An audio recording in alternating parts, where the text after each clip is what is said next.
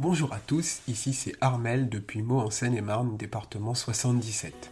Bienvenue dans ce troisième épisode du podcast Illustres Inconnus, l'un des deux podcasts du site internet bible.xyz, porté par l'association culturelle Bible XYZ.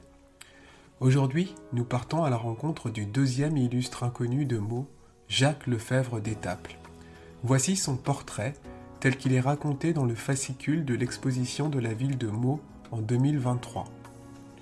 Jacques Lefebvre d'Étaples fait ses études à la faculté de Paris et obtient le grade de maître ès arts.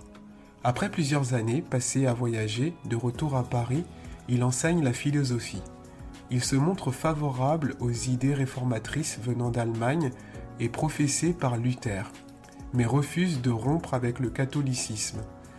Il arrive à Meaux en 1521 à la demande de l'évêque Guillaume Briçonnet et occupe la charge de directeur de la maladrerie de Meaux. Tout en s'occupant de la gestion de cet établissement, Jacques Lefebvre d'Étaples poursuit ses travaux de théologie. Son œuvre majeure est d'éditer ses commentaires sur les 4 évangiles et d'en préparer une traduction française. Ces commentaires sont supposés être imprimés en juin 1522 à Meaux, sous les presses de Simon de Colline, un imprimeur parisien qui a sans doute transféré provisoirement une presse d'imprimerie à Meaux.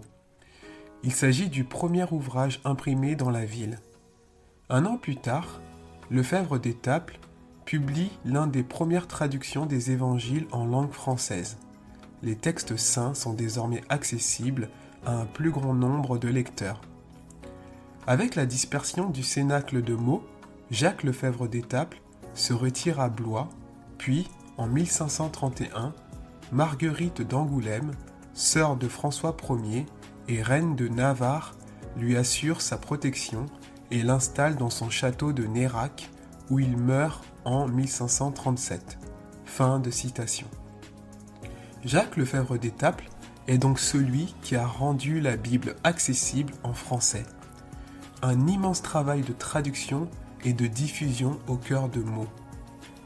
Au prochain épisode, nous parlerons d'un destin beaucoup plus tragique, celui d'Étienne Mangin et du groupe de personnes arrêtées en 1546.